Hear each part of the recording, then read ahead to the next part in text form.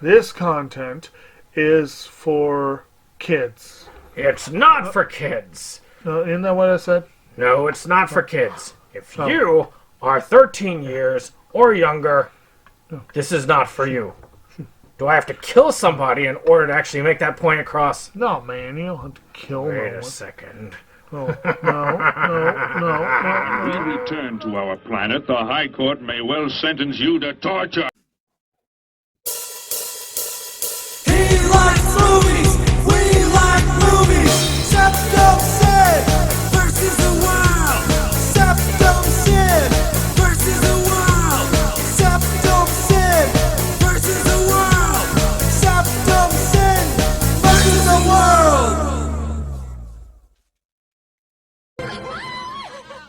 I'd buy that for $1. Greetings! You're watching SeptumSin vs. the World. I'm SeptumSin. Today we are hitting another one of these Ryan Cowling pictures, and the third of the four that I really agreed to do. I will be returning to them after this, but I need, I guess, a breather just to have some variety in my life. As you wish. So, this is going to be Guts on the Chainsaw. So far, I've enjoyed what I've seen from this director. So, we'll see if this is a fluke. As far as extras on this, there's a short on the film and behind-the-scenes featurette. No subtitles. In this case, the short film is useful to watch because it's kind of a prequel to the main film. And let's talk about that. After a rather traumatizing event, short film, Nova tries to confront her fears and prove her sanity by walking to the mountain trails where she was assaulted by a chainsaw-wielding psycho many years before. Was she high or insane? Or was there something real out there in the wilderness? We'll see in this blood-soaked thriller. Alright, this is supposed to be related to real events. I mean, people disappear in the mountains all the time. There are people who live in the mountains. As somebody who lived near the Appalachian Range, I can agree. Unfortunately, in Virginia, our biggest tale is Bunny Man. But there are people who do that. They live out in the mountains.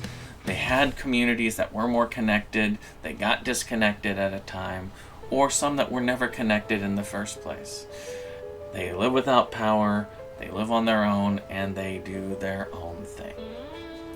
Matter of fact, I can say that my family did that at a time. I wasn't in existence during that period, but I've seen remains of cabins, of places on the property which used to span for hundreds of acres.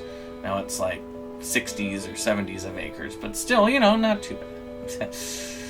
I felt this was very well written as a slasher piece. I liked the mental health angle, I liked the recovery angle, and I liked the pacing of this.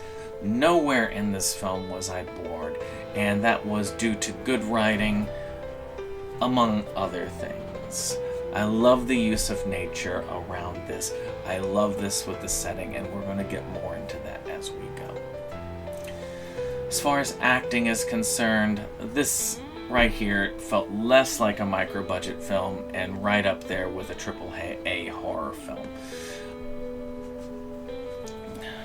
There's no halting speech. There's no acting that takes you out of this.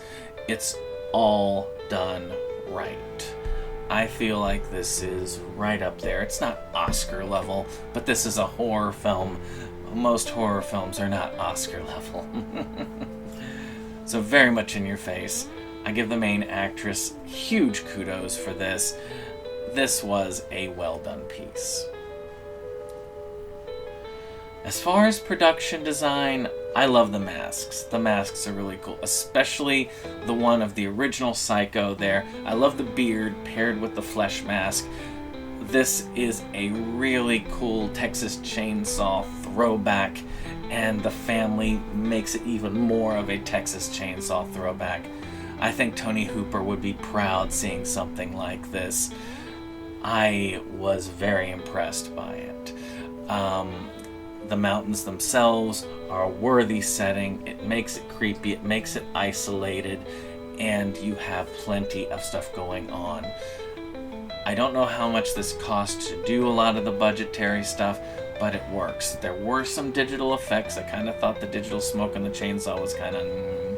But otherwise, for the most part, the pairing of that with the practical effects works well here. And finally, the music.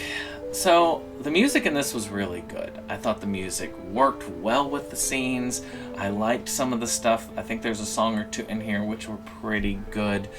I wouldn't necessarily listen to it on its own, but I do feel it's a step above it just existing and working with it. I think it's a I feel like it was a fun soundtrack to listen to. I felt like the pieces worked well. I was very happy with what I got on this piece. In the end, this is a great slasher film that provides almost high-grade quality that is well beyond what we would see in the micro-budget space. This is my third film from this director, and he's been hitting it out of the park all the time. I am going to be taking a break, but we are going to see one more piece out of this. Let's see if he goes for like a 4 for 4. So let's talk about who this is for. Of course, you've heard my opinions. Now, my big opinion is not necessarily a X out of X. It's who this appeals to. I think people who like slasher films in general can get everything out of this. I'd actually even put this above the Hacksaw one because this one felt more intense to me. I think anybody who likes slasher films can definitely get something out of this. Even the high budget ones. I actually would put this above some of the Halloween movies because I don't get bored as much with these. I think if you're a micro-budget slasher fan, you will find what you want here in droves. Matter of fact, it might be too high quality for you. Fans of Wrong Turn, and I mean like the remake, or maybe the original one, I think that feeling of isolation, I think the best parts, whereas we were talking about Desert Fiends, where I was looking at the Wrong Turn fans for the worst parts of Wrong Turn, the incest, just the whole nastiness of it. This one, I think it's more for the best parts of the Wrong Turn series. I think for those who really like that kind of isolation, those people stalking, I thought that really played well. Finally, fans of Texas Chainsaw. I think this is an obvious one. I mean, it is essentially Texas Chainsaw in the woods. Texas Chainsaw married to Wrong Turn, really, if you want to look at it like that. And that's fine. I think it worked well. I think that these work well together, and I think you could do worse for seeing this. Well, I hope you've enjoyed this. If you did, hit that like button, hit that subscribe, and share, and we will talk with you about this again on the next one. Bye-bye.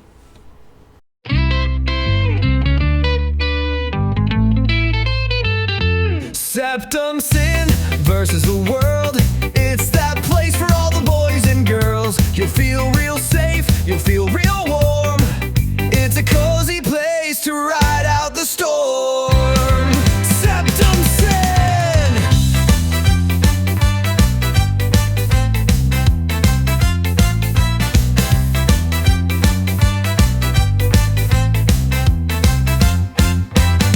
SeptumSin and his best boy Jake see the trends that scare us every day. Physical media is going to the side. Doctor streaming, will rule the world in time. SeptumSin! SeptumSin!